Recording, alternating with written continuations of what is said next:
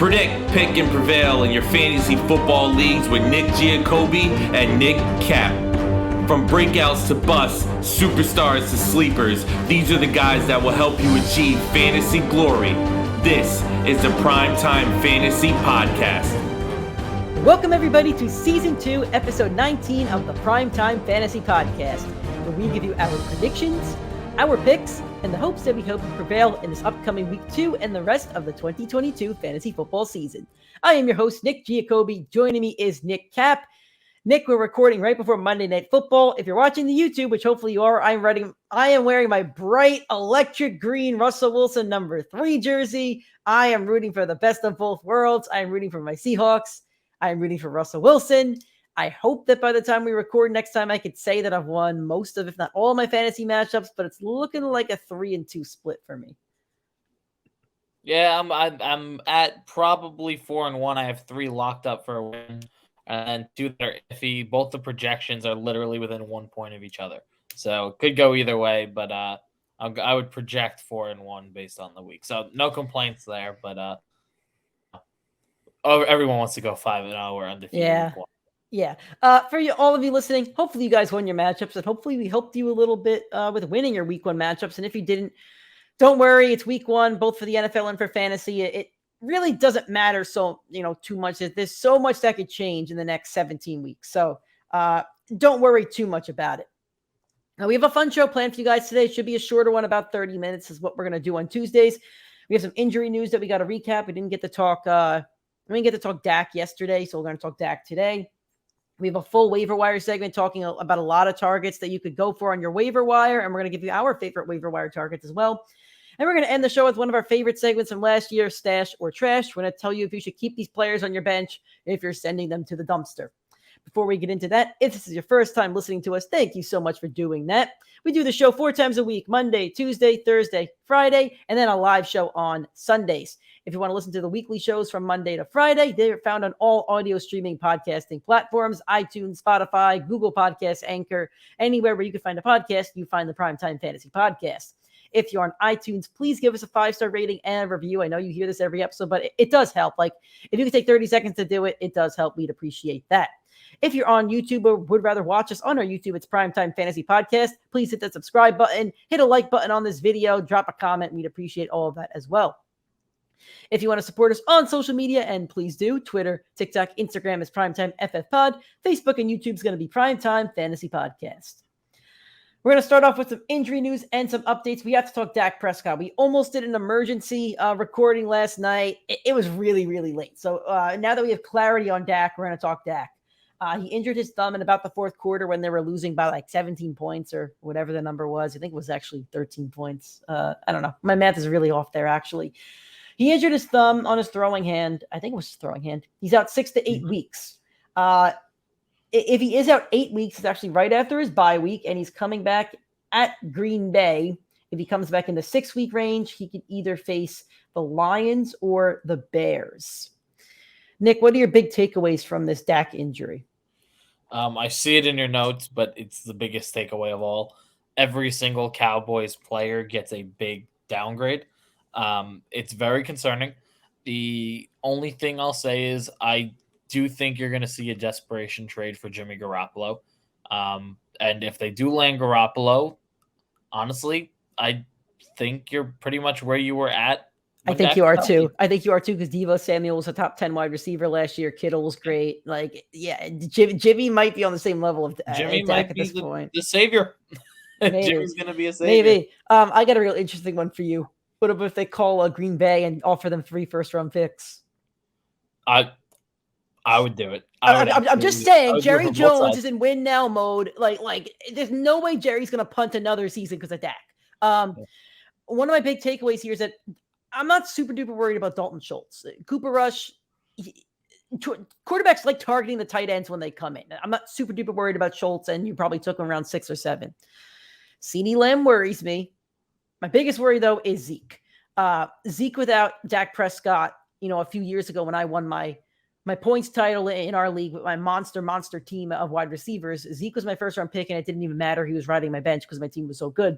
My point being, though, Zeke went from like a top 5 running back to maybe a top like 20, and Tony Pollard was eating away at his carries. So Zeke, I think, is the biggest loser in this from a skill position standpoint. Chris Godwin injured his hamstring, and that sucks. That really sucks. I like Godwin as a player in both fantasy and as an NFL player. He's one of my guys, the guy that I was big on a few years ago. I guess his breakout. I like having guys that I guess how good they're going to be, and if that happens, that they end up being one of my guys. So this one sucks. The ACL was definitely not 100% last night. He was limping a little bit.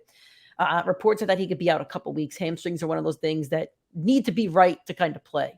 Or it could get worse. That's the same situation with Keenan Allen, who we'll talk about in a second. The big takeaway from this is he probably needed a few weeks for the ACL. He may not play until October. Hopefully when he plays, he's 100%. He's a big part of that Bucs offense. If you drafted Godwin around 5 or 6, he's your wide receiver 3 or 4. You could take wide receivers off the waiver wire. You should be fine without Godwin, but if he comes back healthy, he's going to be a big, big piece to your fantasy team. Let's just hope that he gets healthy. So I don't know if you have any other takeaways. We'll talk the Bucs receivers in waiver wire as well. Yeah, not too much to take away. We thought he would be out a couple weeks anyway. So the good thing is the ACL, it's not 100%, but it was healthy enough to play. His first catch of the game was a screen pass, which he took for 20 yards after the catch. So clearly he's still Chris Godwin. His season's not going to be altered by the ACL. The hamstring does concern me a little bit because it tends to be a lingering injury. But I'm not too worried for Godwin on the year. If anything, I actually hope he hits the IR, throw him on that spot because you weren't expecting him for a few weeks anyway, and then get him back fully healthy in 3-4 weeks. And if you have an IR spot in your fantasy league, I think it's like 2 weeks or 3 weeks, you could put him on your IR spot. Yep. So you probably want to do that. I would do that for Godwin, I think. Yep. Another one you're going to put on your IR if you're going to keep him is Elijah Mitchell. Knee injury, injured it, I think, before halftime in the game on Sunday. I think it's the same knee that bothered him in the preseason. He's going out for, looks like 2 months with an MCL sprain, going on IR. So that means he's out, I think, 6 weeks. I believe IR is in the NFL. IR is 3. Pup is 3 weeks. Pup is 6. Okay. So he's definitely out 3 weeks. It does not require surgery. So I would definitely throw him on your IR. I would not drop him yet. However, this is very concerning because 2 months, that's 8 fantasy weeks. That brings you to week 9 if it is going to be the full 8 weeks. And there's a guy you probably drafted as your running back 2 or 3. It's a guy that I avoided for this situation, and Kyle Shanahan uses other running backs. He may not get this job back. That's the reality of it. And if he does come back, he's in a committee. It's the Raheem Mostert situation all over again. That's exactly what I was going to say. I think I have a new draft strategy, which is just take the backup running back for San Francisco in my last round, because this has been like 5 years in a row where the RB1 on the team has gone down with multiple week injury. It sucks because I think Elijah Mitchell was going to be a stud this year on that team. But the running game and Kyle Shanahan's system is going to thrive. So we'll talk about waiver wire soon. Yep. Last 2 injuries, there's really not much to touch on per se, so I'm just going to read them out. Najee Harris. My dog looks like he's having a spasm on the floor. Russ, thank you. Anyway, come here. Want to come say hi? Russ is going to say hi. I'm going to pull an audible here. Those of you listening on YouTube, since he wanted to say hi today, say hi. There we go. That's my good luck charm, my stress buddy for fantasy football. All right. Goodbye. Go to the couch. Yeah, Russ, who's named after Nick's former quarterback, who's below the ceiling out of Seattle. He might also have a Seahawks collar and dog tag. Anyway, Najee Harris is a foot/ankle injury. He suffered that in the game against the Bengals. He's also dealing with that other foot. I forget the name of the foot injury that they talked about in preseason. The reports say he should be good to go for Sunday. So not super worried about that. We'll have an update on Friday if we need one. Keenan Allen's status is up in the air for Thursday Night Football, probably up because of the hamstring. It's a hamstring injury. It lingers. If he was playing Sunday or if the game was Sunday, I would say there was a chance. But honestly, as of today, I don't think he plays on Thursday. We will have a show on Thursday previewing Thursday Night Football, so we'll have a better update then. But for now, I don't think he's going to play. I don't think you have anything to add, Nick, but if you do, you can jump in. But let's get right into the waiver wire. We're going to talk about a lot of waiver wire targets. We've got about 10 of them here. We'll list them out, talk about them, and then we're going to give you our we'll do our top 5 waiver wire targets personally from us. Let's start off with some quarterbacks because Dak Prescott's out, so some of you probably need a quarterback. Carson Wentz, he's owned in 16% of ESPN standard leagues, or I guess all leagues, I should say. 313 yards and 4 touchdowns. Jameis Winston, 36% ESPN leagues, 269 yards and 2 touchdowns, no interceptions. Nick, which quarterback are you targeting if Dak Prescott's out and you don't have a backup and these two guys are available? So this is the weird one to judge because both of them had very easy matchups, Atlanta and Jacksonville, and both did very well in those matchups. To me, I think that the Saints offense actually looked like a good NFL offense, where I think Washington looked like they had the favorable matchup, which is why they all look so good. For me, it's Jameis Winston. I think on a weekly basis, that team's going to put up more points than Carson Wentz would. At the end of the day, Winston is going to throw a lot of interceptions, but touchdowns count for a lot more points than interceptions in fantasy. He's going to put up yards. He's going to put up touchdowns. That's really all you need. So I don't hate Wentz, but he's going to be matchup dependent. I think he's a good streamer where I think Winston you could pretty much play every week to replace Dak. Did you see Jameis's stat line in the first 3 quarters compared to the fourth? Because in the first 3 quarters, 10 completions, 56 yards, no touchdowns. Fourth quarter, 13 completions, 212 yards, and a touchdown, and the 2 touchdowns. Jameis is a fourth quarter king. I'm a Jameis guy. I love Jameis, so I will go with Jameis Winston. I just can't talk myself into Carson Wentz, not yet at least. Let's go to some running backs. Darrell Henderson, 46% owned in ESPN leagues. He had 14 rushes, 47 yards, 5 receptions on 5 targets for 26 yards. He just outsnapped Cam Akers. He outshared Cam Akers. Sean McVay had a quote about Cam Akers needing to be more aggressive or something like that, or desperate. I forget what the quote was. But it seems like Darrell Henderson may be the running back 1 on that team. Some other running backs, Jeff Wilson Jr., backup for the 49ers when Elijah Mitchell went out. 9 rushes for 22 yards, 2 receptions on 2 targets for 5 yards. Khalil Herbert turned it up in the 3rd and 4th quarter for the Bears. 9 rushes, 45 yards, and a touchdown. He had less rushes than Montgomery, and he had more yards and a touchdown, more goal line looks. Dontrell Hilliard, Derrick Henry's handcuff, if you have Derrick Henry. He's owned at 4.2% of ESPN leagues. He had 4 targets, 3 catches, and 2 touchdowns. Very touchdown dependent. Would have had a really bad day without those touchdowns, and we wouldn't be talking about him. And Jalen Warren, the backup for the Steelers. He played every snap once Najee got hurt. So, Nick, we have 5 running backs here, 4 running backs here.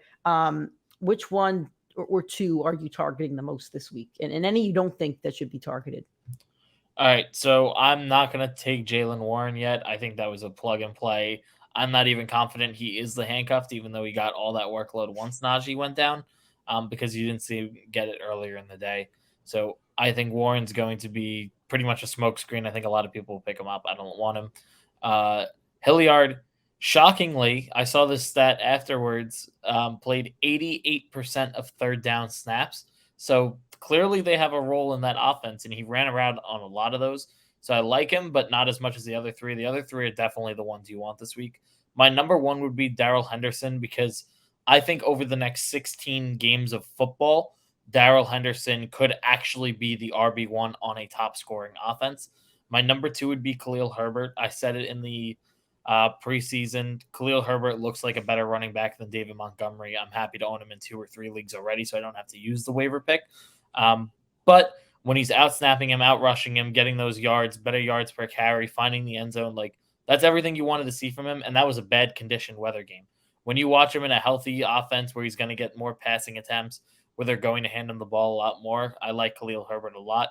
And Jeff Wilson, I know he's probably going to be a starter for 8 weeks, but I already told you that team is getting hurt way too much at the running back position. So I'm kind of fading that entire team, because I know it's going to be a couple weeks before you watch another San Francisco running back go down with injury.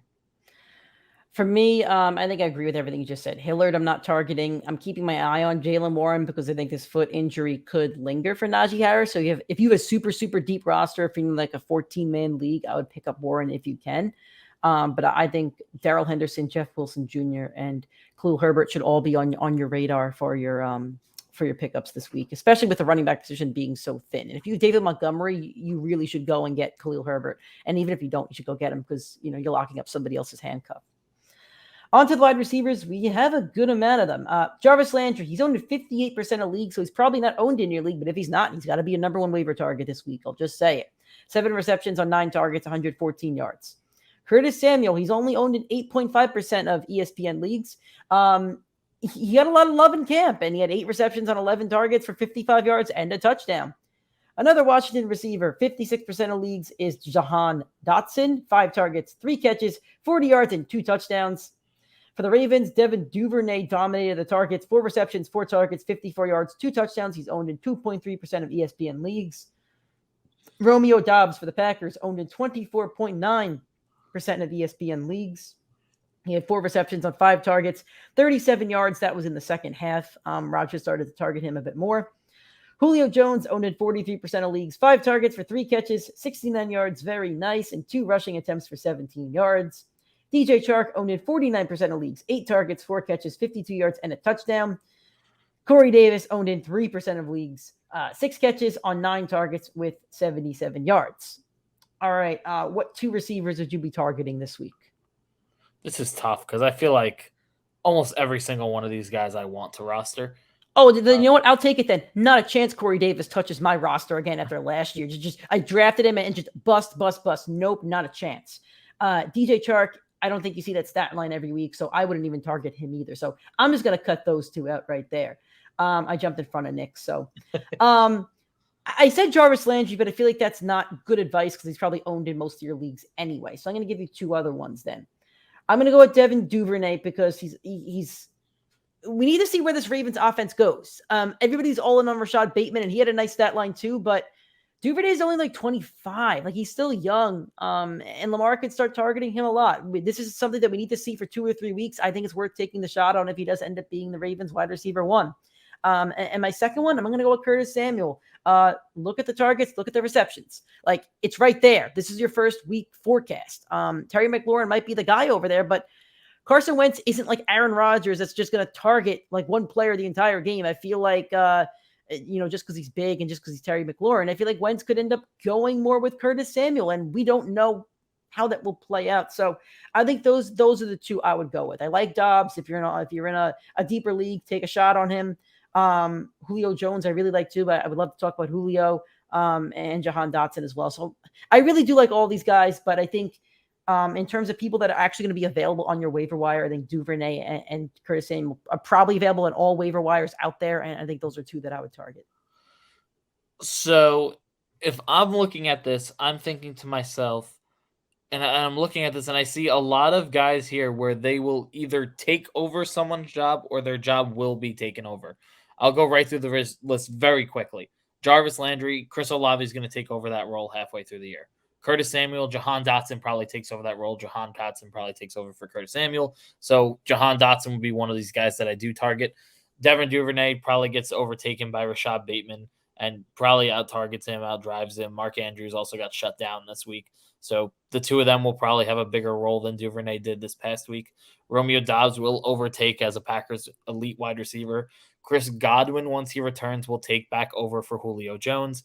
DJ Chark will get overtaken by Jameson Williams. Corey Davis will be overtaken by Garrett Wilson at some point this season. So based on that, there are 2 rookies that I like in there. It's Jahan Dotson and Romeo Doubs. Those guys, I think, halfway through the year have a chance to take over. If you did deal with one of those wide receiver injuries and you need a plug and play this week, as soon as like week 2, you have Godwin or you have Keenan Allen, I would absolutely take Julio Jones. The way that they used him once Godwin went down with injury was crazy. We've never seen Julio take end arounds like that. We've never watched Julio be a speed demon burner that they wanted him to be this week. I think Julio, you're actually seeing a lot of trust from Tom Brady in him. No surprise there, but Julio Jones has a chance at actually being an elite receiver again, something I didn't think I would say going into the year, but I liked a lot of what I saw from him. So you need someone for this week, it's Julio Jones. You need someone for the rest of the season, it's Romeo Doubs or Jahan Dotson. That's a great way of putting it. All right.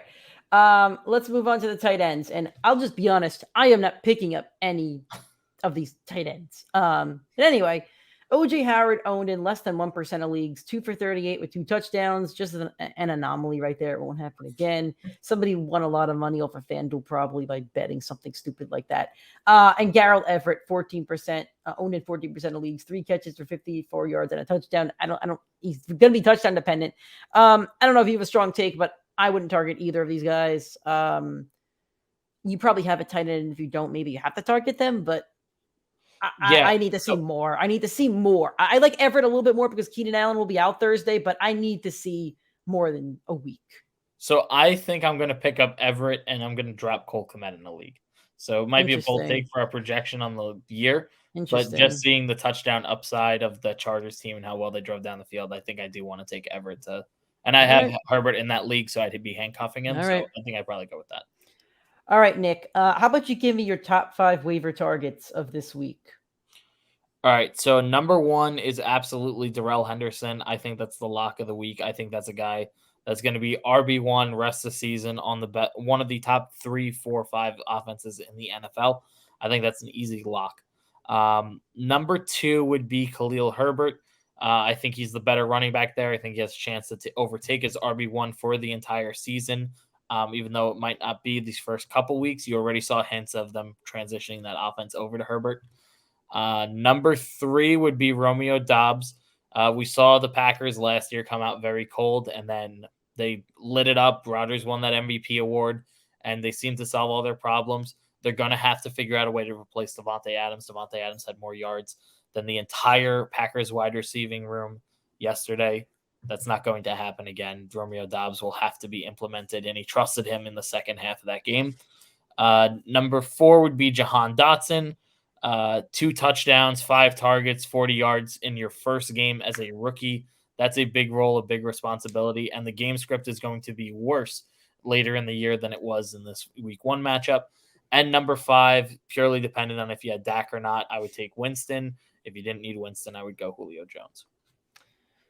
All right, mine's going to be a little bit different. My number 1 is going to be Darrell Henderson. Same with you for all the reasons you said. My number 2 is going to be Jarvis Landry. He could be tied with Henderson, but if Landry's on your waiver wire, I would take him because I think he's going to have a prominent role on this offense throughout the season. Jameis is just not going to stop targeting him. He's talented, and he's on a team that's going to score a lot of points and throw a lot of yards.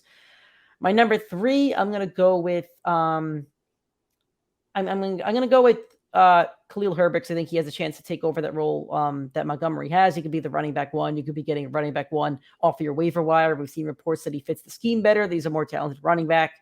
My number 4 is going to be Jeff Wilson Jr. 49ers run the ball a lot. They're going to run the ball through him. I think he'll be the running back 1 there for at least the next 6 weeks. And who knows, if he plays well, I don't think Elijah Mitchell gets that job back.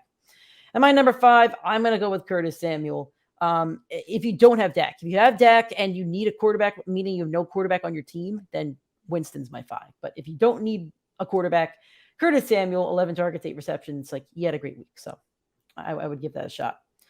We're going to move on to stash or trash. We're going to tell you, go through each player that kind of had a bad week that you may want to drop for one of these guys we talked about on the waiver wire, or are you going to keep them? So we're going to start off with rookies. And let's start off with Dameon Pierce. If you drop Dameon Pierce, you should not be playing fantasy football. Correct. Too much upside. Don't worry about it. You may have to keep him on your bench for like another 4 weeks, but he could be a guy that really propels you to a championship during your playoffs. Garrett Wilson. I don't like Jets. I've said it. I don't like Jets. And Corey Davis is there. I don't like Corey Davis, and Elijah Mitchell's there. Elijah Moore's there. I don't want the Jets' number 2 wide receiver on my team. I'm trashing him. I think that's fair for now. Zamir White on the Raiders.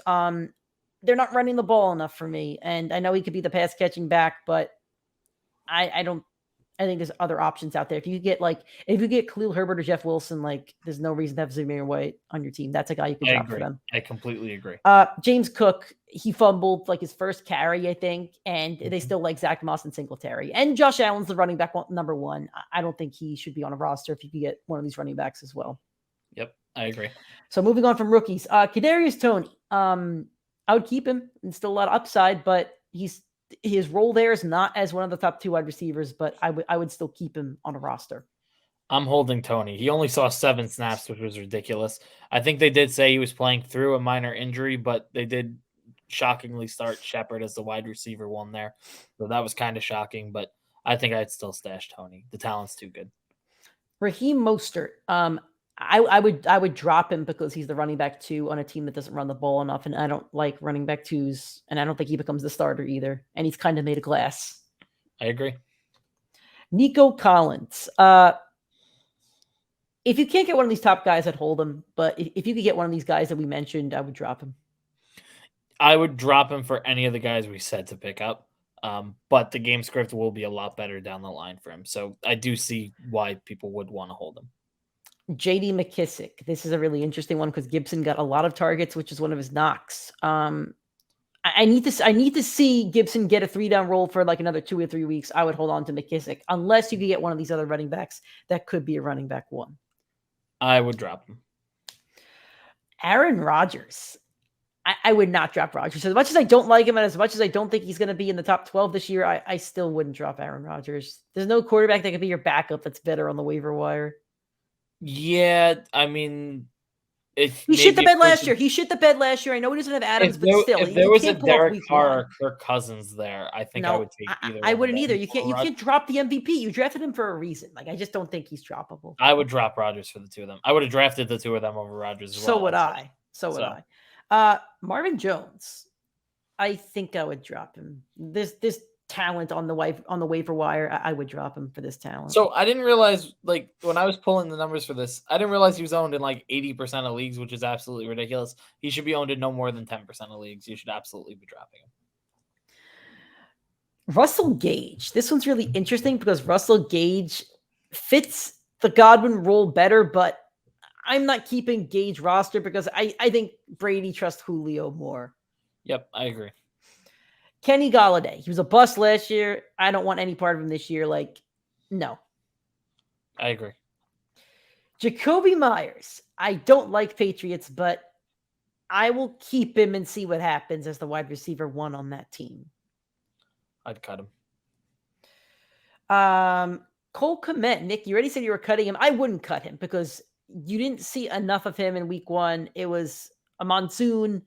I think you need to see more of him, and I'll keep him for another week or 2 just to see what happens. And if you drafted him, if you drafted him, your backup tight end's probably not great, and I wouldn't trust Gerald Everett anymore, honestly, after 1 week.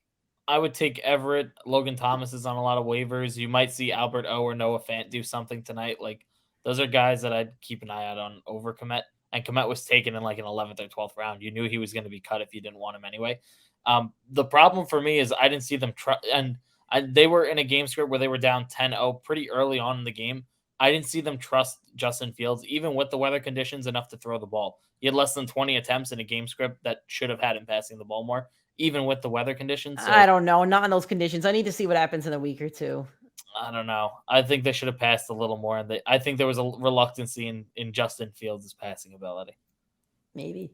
Hunter Henry, like, I told Nick he shouldn't even be on this list. He definitely shouldn't be on your roster.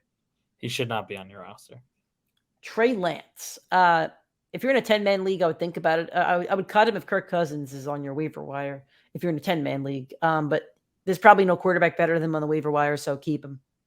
I would stash him. I'm not concerned about him at all. But if he has another terrible game in good weather, I'd be very concerned that Jimmy Garoppolo. Yeah, go pick up Jimmy Garoppolo in that case. Dak Prescott, put him on your IR. I wouldn't drop him. What if you don't have an IR spot? You have a 6-man bench, and he's your only quarterback. If you drop him, I feel like somebody picks him up. I still don't think I would drop him. Like, unless there's somebody really intriguing on your waiver wire that you could get, I wouldn't drop him because you're gonna have to spend a waiver anyway. I would think about it. And lastly, Cam Akers. You don't drop a guy you drafted in round 3 a week ago. You just don't. Like, you have to see what happens. You have to give it a couple weeks. I'm giving it 2 more weeks, but if I see the workload he had in week 1 mirrored in week 2, and there's someone like Darrell Henderson who clearly blew him out of the water, or who was another guy on that rookie list, or those young guys. Let's see, like James Cook booms and takes over for Devin Singletary. I'm willing to drop Akers for not him in particular, but any young one of those guys that booms that we weren't seeing coming. Because I don't think Akers is going to boom at all this year after that workload. That's fair.